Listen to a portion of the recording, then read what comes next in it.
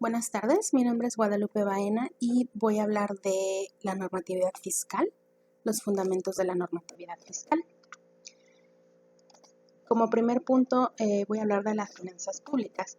Estas finanzas públicas constituyen una rama del derecho público, la cual tiene por objeto el estudio de las reglas de las operaciones relativas a los gastos públicos.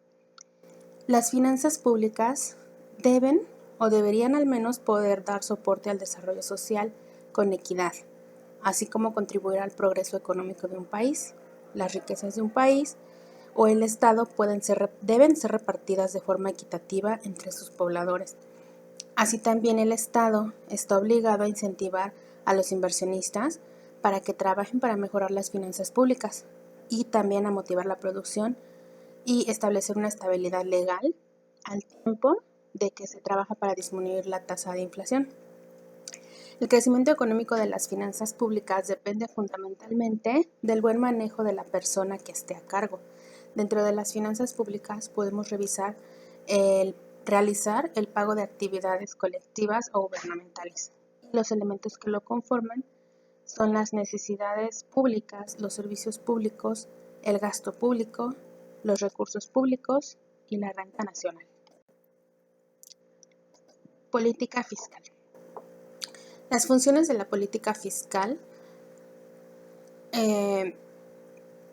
son principalmente los objetivos que están dirigidos hacia la satisfacción de las necesidades sociales, la corrección de la asignación de recursos, la redistribución de los ingresos, la estabilización de la economía, el desarrollo económico, la independencia nacional y el equilibrio territorial.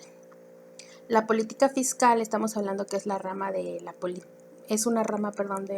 la política económica que configura el presupuesto del Estado como variable de los centros para asegurar y mantener la estabilidad económica y lograr así evitar las situaciones que se lleguen a presentar, como pudiera llegar a ser el desempleo o la inflación.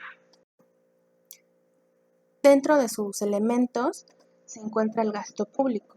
Dentro de este rubro se está comprendiendo el dinero empleado por el gobierno para el suministro de la población, así como las transferencias que se realicen dentro del mismo gobierno hacia los ciudadanos, como pueden ser ayudas sociales, prestaciones por desempleo, becas, etc. Los ingresos públicos también es otro de los elementos. De esos elementos, estos ingresos son los que llegan al gobierno, como pueden ser los impuestos, las tasas, los ingresos patrimoniales o los pagos por endeudamiento. La política del gasto público. Sus funciones, la principal sería canalizar los recursos presupuestarios, inducir la demanda interna, redistribuir el ingreso, proporcionar los niveles de desarrollo sectoriales y regionales. Esto se hace con el propósito de contribuir a lo largo de los objetivos nacionales.